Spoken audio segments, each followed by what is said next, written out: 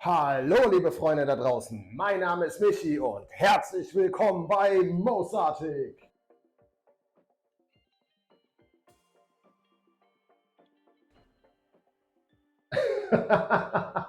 Der war extra für dich, Sir Maimun, du weißt Bescheid. Als Anlehnung daran, wer meine alten Videos kennt, in denen ich noch sehr wild gestikuliert und geschrien habe. Ich habe ja jetzt ein bisschen runtergefahren. Heute gibt es wieder ein Review-Video und zwar zu unseren Pflanzen. Die hier werden wir nicht sehen, die Royal Haze Automatic. Die hängt jetzt ungefähr seit einer Woche in ihrem Zelt zum Trocknen auf. Aber unsere Ladies hier drin, die haben sich wirklich richtig gut gemacht. Die stehen jetzt insgesamt 9 Wochen bereits hier drin, sind voll in der Vegetationsphase und ich breche jetzt ab. Ich habe genug Vegetationsphase hier gesehen.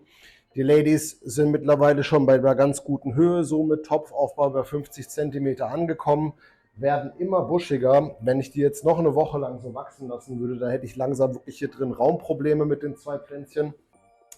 Also schicken wir sie auf 12-12 und dann gucken wir mal, welche von den beiden dann gewinnen wird, wenn es um den Stretch geht, wer höher kommt. Die Purple Oreos F1 Hybrid hat ganz gut hier an Höhe aufgeholt. Ist zwar noch nicht ganz so buschig wie die OG Kush geworden, gucken wir uns gleich im Detail nochmal an. Aber jetzt gibt es erstmal einen schön frisch gebrühten Komposttee von der Firma Couple of Plants. Denn unsere Pflanzen stehen ja auch hier in den Stofftöpfen gefüllt mit der Living Soil von Couple of Plants. Und ja, jetzt hole ich euch erstmal mit. Wir gucken uns die Pflanzen nochmal genauer an.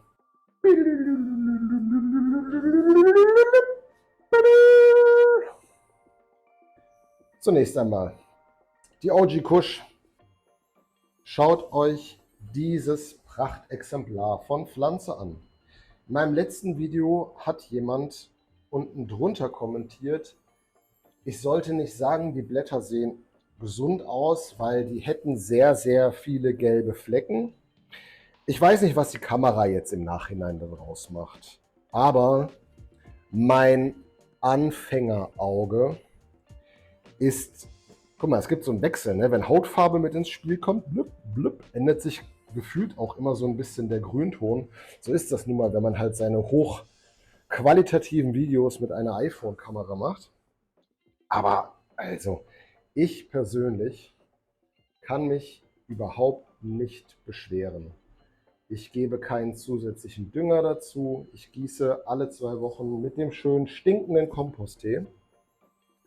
Das gleiche gilt auch für unsere Purple Oreos F1 von Seedsman.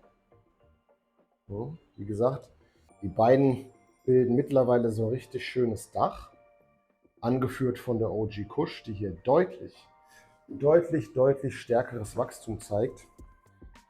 Und jetzt kurz bevor ich werde die morgen umstellen, morgen ist Freitag, da werde ich diese Pflanzen auf 12-12 stellen. Wir haben hier 2 photoperiodische Pflanzen stehen und dann geht es ab in die Blüte. Und diese besondere Nutzpflanze, wie wir sie hier sehen, also nicht wundern, wenn ich jetzt gerade hier ordentliche Stücke reingebe. Ne? Ich habe vor einer halben Stunde schon mal ein bisschen vorgewässert, die Erde. Also die kann das auch aufnehmen. Photoperiodische Pflanzen, die habe ich jetzt bei 18 Stunden die ganze Zeit gehabt, stelle sie dann morgen auf 12 Stunden runter. Also 12 Stunden Licht, 12 Stunden kein Licht. Und dann sollten sie bald in die Blüte übergehen. Es sind beides feminisierte Sorten, bedeutet also, es sollten in jedem Fall Weibchen werden, außer ich habe sie zu viel gestresst. Dann kann es natürlich sein, dass es vielleicht doch hier und da noch ein bisschen zwittert. Und ich habe jetzt extra auch nicht viel zurückgeschnitten. Ich möchte, dass sie mit voller Kraft und Energie in die Blüte übergehen kann. Und sobald ich abschätzen kann, auf welcher Höhe sich ungefähr das Blätterdach bilden wird, werde ich dann entsprechend entblättern, entlauben oder defolieren. Defoliation, ich glaube, so heißt das auf Englisch, sagen auch viele von euch. Dann nehmen wir uns die Sonnensegel vor und die kleinen Seitentriebe, die unterhalb des Blätterdachs sind. Aber da nehme ich euch natürlich nochmal mit auf die Reise. Ja, was kann ich sagen? Es plätschert gerade so vor sich hin. Also ich muss auch wirklich hart überlegen, so in welcher Woche die gerade sind. Ich habe jetzt nur anhand meiner Komposthegaben so grob beziffert, wie alt die Pflanzen sind. Die sind wahrscheinlich auch schon ein bisschen älter als 9 Wochen, vielleicht 11. Wenn ich die Keimungen und so alles mitnehme, boah, ich komme so richtig durcheinander mit der Zeit, ehrlich gesagt. Aber bei mir, das ist ja kein Speedrun oder so, wo es jetzt darum geht, das so schnell wie möglich zu machen, sondern ich mache das ja wirklich ganz so nebenher. Ne? Ich habe auch ganz schön viel Stress mit meinem Haus da im Hintergrund und allem Pipapo. Ich muss mich teilweise echt überreden, hier mal so diese Videos zu machen, aber es ist mir doch sehr, sehr wichtig, damit ihr natürlich auch was zu gucken habt und vielleicht mit mir was zu lachen habt. Aber insgesamt, ich hebe euch nochmal an, gucken wir mal aufs Blätterdach drauf, sieht das Ganze doch schon mal recht schick aus. Machen wir mal so einen kleinen Überflug hier.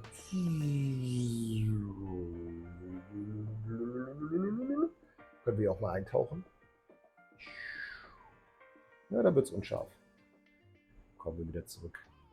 Meine lieben Freunde, also, ich werde jetzt die Beleuchtungszeit morgen auf 12:12 stellen. Und dann würde ich sagen, sehen wir uns in genau einer Woche wieder. Und dann schauen wir uns mal die Pflanzen an, wie weit sie jetzt gewachsen sind. Ich halte mal für das Logbuch fest.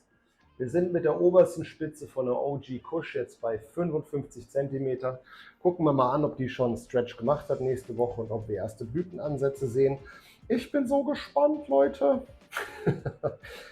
Liebe Leute, macht's gut. Ich wünsche euch ein schönes Wochenende und seid mir schön lieb zueinander.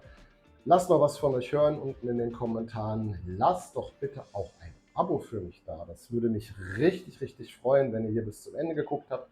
Dieses Video wird jetzt ein kürzeres Video, aber es gibt ja jetzt gerade auch nur 2 Pflanzen zu begutachten, die am Ende der vegetativen Phase sind. ppfD ist bei 600. Jetzt, wenn ich die Beleuchtungsintensität reduziere, werde ich die ppfD Stück für Stück immer weiter anheben, so in Richtung 900, 1000 ppfD. Höher werde ich aber nicht gehen, aber das werde ich so stückweise Tag für Tag eben nach oben regulieren, weil die Pflanzen ja jetzt, da sie nicht so lange beleuchtet werden, einfach auch eine höhere Intensität an Licht vertragen können. Und wir wissen es, alles steht ja in den Lehrbüchern so drin. Wenn die Blüte kommt, darf die Beleuchtungsintensität bei photoperiodischen Pflanzen etwas nach oben gehoben werden. Ne, bei den Autoflowers, wo es immer bei 18 Stunden bleibt, belässt man es meistens eben bei um die 600 ppfD. Gut, das war mir jetzt noch wichtig am Ende zu erwähnen, weil ich vor gar nicht allzu langer Zeit in dieses Fettnäpfchen reingetappt wäre, wenn mich Kim von Couple of Plants nicht darauf hingewiesen hätte. Und ja, ich wünsche ein schönes Wochenende, meine lieben Leute. Wir sehen uns in einer Woche. Bleibt stabil. Bis bald. Euer Michi.